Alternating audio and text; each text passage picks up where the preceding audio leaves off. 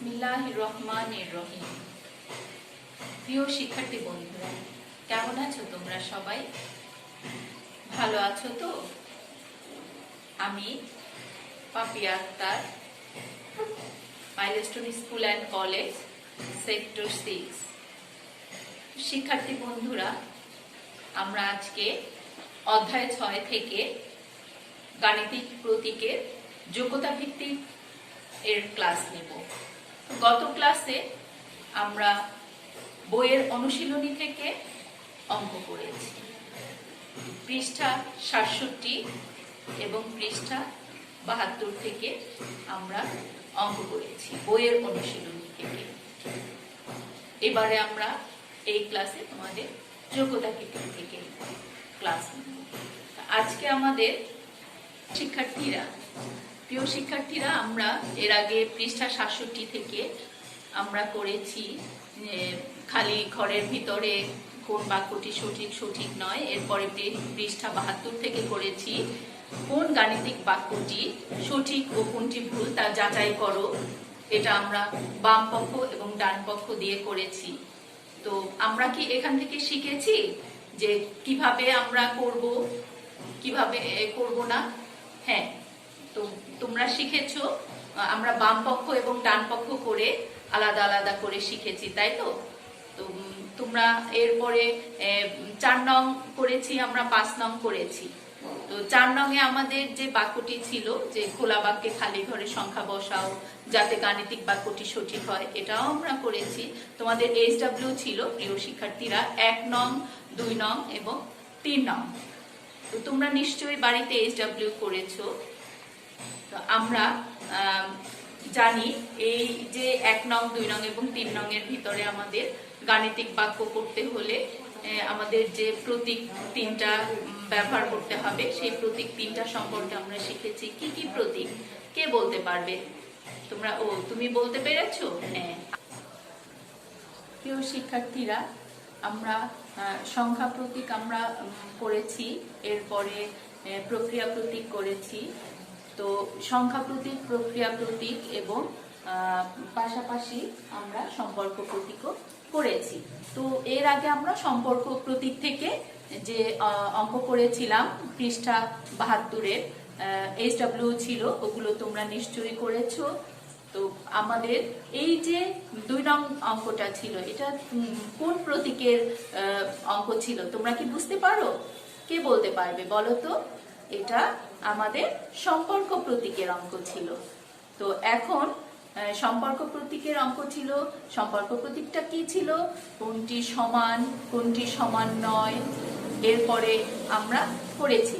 এখন আমরা যেটা করব, তোমরা অবশ্যই শিখেছো এবং বুঝতে পেরেছো। গুড। তো এখন আমরা এই অধ্যায় থেকে যোগ্যতা ভিত্তিক অঙ্কে যেতে পারি। তো আজকে আমাদের CW ছিল CW নং 34। তোমরা একটু লিখে নিবে। আমাদের এটা রিভিশন ক্লাস। আমরা যোগ্যতা ভিত্তিকের উপরে আজকে রিভিশন ক্লাস করব। এর আগেও আমরা 33 এই ক্লাসটা ছিল আমাদের রিভিশন ক্লাস। এবার 34 ক্লাস, এটাও রিভিশন ক্লাসই করব তোমাদের, যেহেতু আমাদের এই অধ্যায়গুলো আগে হয়ে গিয়েছে। তো এখন আমরা রিভিশন ক্লাসে আজকে যোগ্যতা ভিত্তিক করব। আজকে আমরা জানি আজকে অধ্যায় হচ্ছে আমাদের 6 গাণিতিক প্রতীক এবং যোগ্যতা ভিত্তিকের রিভিশন ক্লাস। প্রিয় শিক্ষার্থীরা, তো তাহলে আমরা আমাদের রিভিশন ক্লাসে আমরা চলে যাচ্ছি।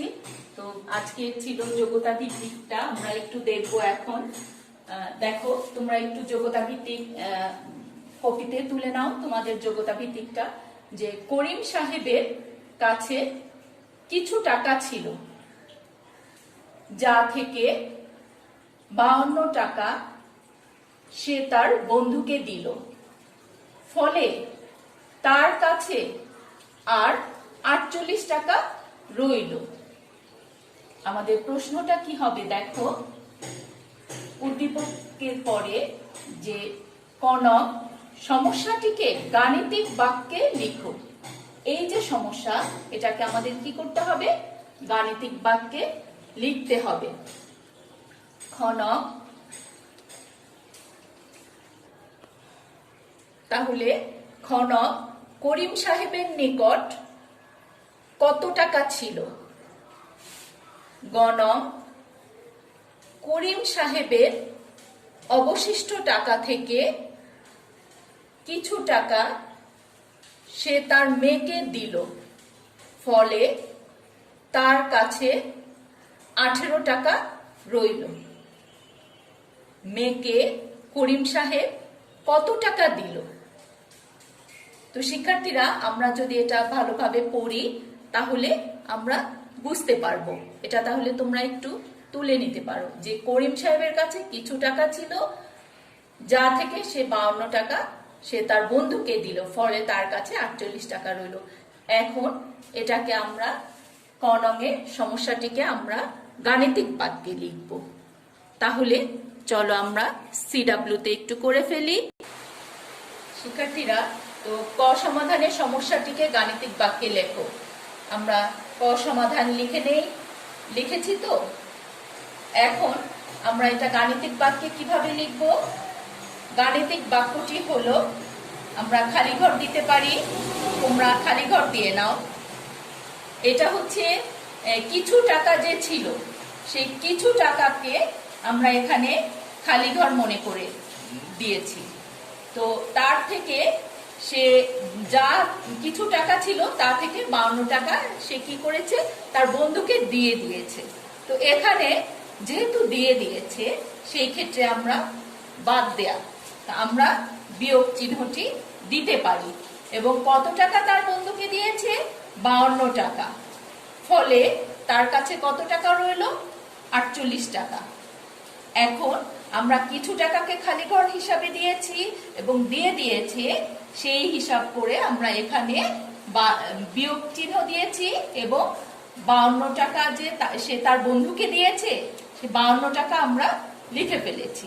তাহলে সমান এরপরে রইল কত টাকা? 48 টাকা। তো শিক্ষার্থীরা, আমাদের গাণিতিক বাক্যটা বের হয়ে গেল। তোমাদের আশা করি এটা বুঝতে সমস্যা হয়নি। এরপরে আমাদের খ নং প্রশ্নে কি বলেছে দেখো। তোমরা কি 1 নং লিখেছো? এরপরে আমরা লিখব খ নং সমাধান। খ সমাধান, এটা একটু লিখে নাও তোমরা। খ সমাধান। এখন দেখো খ নং এ কি বলা হয়েছে। করিম সাহেবের নিকট কত টাকা ছিল? করিম সাহেবের নিকট কত টাকা ছিল? তো শিক্ষার্থীরা, এখানে করিম সাহেবের কাছে যে কিছু টাকা ছিল তা থেকে সে তার বন্ধুকে দিল, ফলে তার কাছে আর 48 টাকা রইল। এখন আমাদের যে কিছু টাকা ছিল, সে এই যে গাণিতিক বাক্যটা তৈরি করেছি, এখান থেকে আমরা খ সমাধানটা বের করে ফেলি। তো আমরা লিখতে পারি মনে করি। তোমরা কি লিখেছো? আমরা জানি মনে করির পরে একটা কমা দিতে হয়, তাই না? তো সবাই কমাটা একটু দিয়ে নাও মিসের সাথে। তো কমাটা দিয়েছো। এরপরে আমরা এই যে অজানা সংখ্যাটি, সেই অজানা সংখ্যাটিকে কি করতে পারি? খালি ঘর দিতে পারি। আমরা শিক্ষার্থী বন্ধুরা, এখন আমরা এর আগে পৃষ্ঠা 71 এবং 72 পৃষ্ঠায়, দেখো পৃষ্ঠা 71-এ আমরা একটি অঙ্ক করেছিলাম। তো সেই 71-এর যে এভাবে আমাদের কিন্তু যোগ্যতা ভিত্তিক ছিল, আমাদের স্যার ক্লাস নিয়েছিল, তোমরা নিশ্চয়ই বুঝতে পেরেছো। এরপরে 72 পৃষ্ঠা 5 নং সমাধানটি, সমস্যার সমাধানটি যে ছিল, ওই সমাধানটিও ঠিক অনুরূপভাবে এই একই ধরনের ছিল।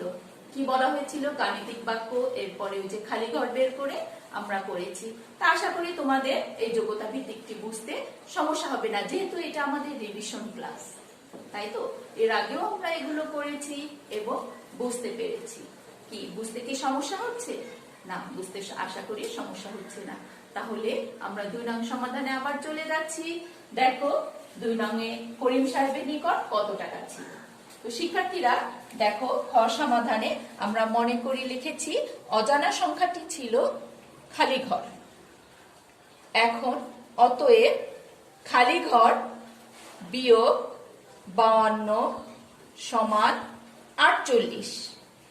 তো সেই ক্ষেত্রে আমরা কি করব, ওই যে অনুরূপ ভাবে আমরা যেভাবে করেছিলাম, তো বা লিখি, বার পরে খালি ঘর সমান, এই যে 48 আমাদের চলে আসলো এখানে 48, এরপরে যখন আমরা 52কে ডান পাশে নিয়ে যাব তখন আমাদের কি করতে হবে, অবশ্যই আমাদের চিহ্নটি পরিবর্তন হয়ে যাবে। তো 48 যোগ 52, আমাদের চিহ্নটি পরিবর্তন হয়ে 52 হয়ে গেল। শিক্ষার্থীরা আমরা পাশে একটু রাফ করে নেই। রাফ কি করব, দেখো যেহেতু যোগ, তো 48 যোগ 52, 48 যোগ 52, তোমরা একটু আস্তে আস্তে করে রাফ করে নাও। কি করেছো তোমরা? ওকে। এরপরে 8 আর 2 কত হয়, 10 এর 0, হাতে আমার 1, 5 আর 1 6, 6 আর 4 হচ্ছে 10, তা আমাদের 100 হয়ে গেল। তাহলে 100 হয়ে গেল। বা আমরা একটু বা লিখবো, বা খালি ঘর সমান 100। তো শিক্ষার্থীরা আশা করি তোমাদের এই যোগটি করে এখানে বসাতে সমস্যা হয়নি। এরপরে দেখো, তাহলে আমরা এই যে 100 টাকা 100 বের করে ফেলেছি, তো এটা আমরা নিচে লিখতে পারি। সুতরাং করিম সাহেবের নিকট 100 টাকা ছিল, কি এটা আমরা লিখতে পারি?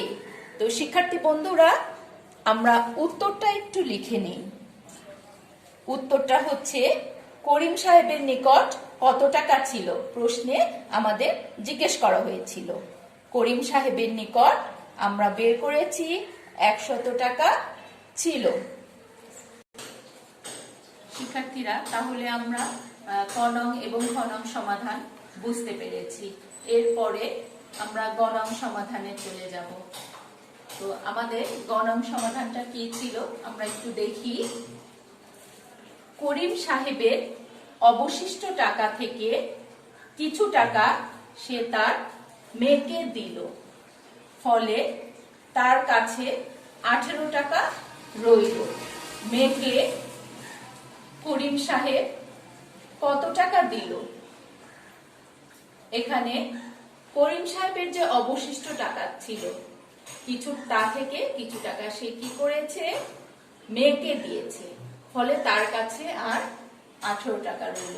এখন তো আমাদের প্রশ্ন হচ্ছে এখানে মেয়েকে করিম সাহেব কত টাকা দিল? তোমরা নিশ্চয়ই বুঝতে পেরেছো। তো আমরা লিখি এখন গ সমাধান। সবাই লিখেছো? ওকে, তাহলে এখানে মনোযোগ দাও। আমরা জানি, আমরা কি জানি, এখানে করিম সাহেবের নিকট অবশিষ্ট ছিল কত টাকা, 48 টাকা। দেখো আমাদের প্রশ্নে ছিল তার কাছে অবশিষ্ট কত টাকা ছিল, 48 টাকা। তো সেটা আমরা একটু এখানে লিখে নেই। আমরা জানি করিম সাহেবের নিকট অবশিষ্ট ছিল 48 টাকা। লিখেছি সবাই? তাহলে আমরা দেখি, মনে করি অজানা সংখ্যাটি খালি ঘর। এটা আমরা ক নং এবং খ নং সমাধানে আমরা করেছি। এরপরে লেখো, এখন দিয়ে কমা 48, এই যে 48 বিয়োগ খালি ঘর। খালি ঘরটা কি হলো, সেই যে অজানা সংখ্যাটি। আর তার কাছে এখানে লিখেছে, প্রশ্নে দেয়া আছে যে তার অবশিষ্ট টাকা থেকে সে তার মেয়েকে যে দিল, তারপরে কত টাকা রইল, 18 টাকা রইল। তো সেই 18 টাকা আমরা এখানে লিখতে পারি। তো এখানে 48 বিয়োগ খালি ঘর সমান 18। আমাদের গাণিতিক বাক্যটি তৈরি হয়ে গেল। এখন লিখব বা 48 বিয়োগ 18। আমরা এই 18কে এখানে আমরা এই পাশে নিয়ে এসেছি, এরপরে ডান পাশে আমরা খালি ঘরটি নিয়ে যাচ্ছি। এখন শিক্ষার্থীরা শিক্ষার্থীরা, তাহলে আমরা এটাকে রাফ করে নেই। আমরা জানি আমরা আমাদের ডান পাশে রাফ করতে হবে। রাফটা আমরা লিখে নিব ডান পাশে। এরপরে 48 বিয়োগ 18, আমরা এটাকে 8 আছে, 8 আর 8 0, এরপরে 1 আছে, কত হলে 4 হবে? 3। আমরা 30 পেয়ে গেছি। তো আমরা এখানে 30 লিখতে পারি।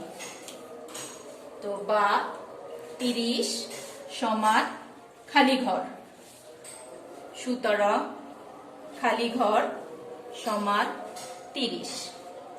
এরপরে আমরা যে এখানে প্রশ্নে যে এখানে বলা হয়েছে যে মেয়েকে করিম সাহেব কত টাকা দিল, এখানে আমাদের বের করতে হবে যে করিম সাহেব তার মেয়েকে কত টাকা দিল। তো এই যে খালি ঘরের মান আমাদের কত বের হয়ে গেল? 30। তো সুতরাং খালি ঘর সমান 30। আমাদের মেয়েকে কত টাকা দিল সেই টাকাটা, মেয়ের টাকাটা আমাদের বের হয়ে গেল। তো আমরা একটু উত্তর লিখবো এখন। তোমরা একটু উত্তরটা লিখে নাও। উত্তর: করিম সাহেবের মেয়েকে 30 টাকা দিল। তো বলা হয়েছে যে মেয়েকে করিম সাহেব কত টাকা দিল। তো এখানে চলে আসছে করিম সাহেবের মেয়েকে সে 30 টাকা দিল। শিক্ষার্থী বন্ধুরা, আমাদের যোগ্যতা ভিত্তিকটা বুঝতে আশা করি তোমাদের সমস্যা হয়নি। প্রথমে ক নং, খ নং এবং গ নং আমরা করেছি। তো এইটা যেহেতু রিভিশন ক্লাস ছিল, এর আগেও আমরা করেছি, বলেছি যোগ্যতা ভিত্তিক করেছি। যোগ্যতা ভিত্তিকের ক্লাস মিসও নিয়েছি, স্যার নিয়েছে। এছাড়াও আমরা 71 এবং 72 পৃষ্ঠায় যে আমাদের বইয়ের অংশে যে অনুশীলনী প্রশ্ন ছিল, উদাহরণের অনুশীলনী প্রশ্ন ছিল, এগুলো থেকে আমাদের এই নিয়মগুলো ছিল একই নিয়মের। তো সেই ক্ষেত্রে আমরা শিখেছি যে গাণিতিক প্রতীক থেকে এই যোগ্যতা ভিত্তিক আমরা শিখেছি। এখন শিক্ষার্থীরা, প্রিয় শিক্ষার্থীরা, তাহলে আমরা করিম সাহেব তার মেয়েকে কত টাকা দিল, তো করিম সাহেবের এই টাকার যোগ্যতা ভিত্তিকটা আমরা ভালোভাবেই শিখেছি আশা করি, এবং ভালো লেগেছে তোমাদের কাছে, তাই তো? এখন আমরা এর আগের যোগ্যতা ভিত্তিক এবং এই যোগ্যতা ভিত্তিক তোমরা মনোযোগ সহকারে করবে। আমাদের যে এই যে গাণিতিক প্রতীক অধ্যায়টা, এর অনুশীলনী প্রশ্নগুলো এবং যোগ্যতা ভিত্তিকগুলো একত্র করে তোমরা এগুলো যদি করো এবং তোমরা তোমাদের সিডাব্লিউ কপিতে তুলে রাখবে, তাহলে পরবর্তীতে এগুলো করতে আশা করি সমস্যা হবে না। তা আমরা আজকে আমাদের এই ক্লাসে যতটুকু করেছি আমরা এইচডব্লিউ দিতে পারি এখন। তাহলে তোমরা এইচডব্লিউ কোনটা নিবে? হ্যাঁ, ঠিক বলেছো। তো আমাদের এই যোগ্যতা ভিত্তিকটাই আমরা আবার অনুরূপভাবে বাড়ির কাজ হিসাবে দিতে পারি। কি কোনো সমস্যা আছে? আশা করি সমস্যা থাকার কথা না। ওকে, তো এখন যোগ্যতা ভিত্তিক, তাহলে আমাদের আজকের এইচডব্লিউ কি থাকবে? দেখো, এই যে যোগ্যতা ভিত্তিকটা আমরা বোর্ডে করেছি, এই যোগ্যতা ভিত্তিকটাই বাড়িতে তোমরা অনুশীলন করবে, যেন বারবার অনুশীলনের ফলে তোমাদের কোনো সমস্যা হওয়ার কথা না। এগুলো একেবারে প্র্যাকটিসের উপরে থাকলে তোমাদের আয়ত্তে থাকবে এবং সমস্যা হবে না। তো আমরা জানি শিক্ষার্থী বন্ধুরা, আমাদের এখন যে বাড়িতে থাকতে হচ্ছে, স্কুলে যেতে পারছি না, আমরা নিয়মিত আমাদের যে সংসদ টিভিতে অনলাইন ক্লাসগুলো দিচ্ছে সেই অনলাইন ক্লাসগুলো দেখব। এরপরে আমরা আমাদের যে ক্লাসগুলো যাচ্ছে সিরিয়াল লেকচার নং একেবারে এখন থেকে আমরা 31 থেকে করব, 32, 33। দেখো, আমরা 32 নং লেকচার করেছি, এখন এই যে 33 নং লেকচার এখন করব। তো সেই 34 নং আমাদের এই যোগ্যতা ভিত্তিক লেকচারটা ছিল। তোমরা এইভাবে ধারাবাহিকতা হিসাবে প্রতিটি ক্লাস দেখবে এবং অনুশীলন করে বাড়িতে প্র্যাকটিস করবে। তো তোমরা বাড়িতে থাকবে এবং বেশি বেশি করে সৃষ্টিকর্তার প্রতি তোমরা দোয়া চাইবে এবং আল্লাহর কাছে তোমরা বেশি বেশি যেন লেখাপড়া করতে পারো এবং আমাদের পরিবেশ পরিস্থিতি খুব তাড়াতাড়ি ঠিক হয়ে গেলে আমাদের সাথে আবার দেখা হবে। আল্লাহ হাফেজ, ভালো থাকো।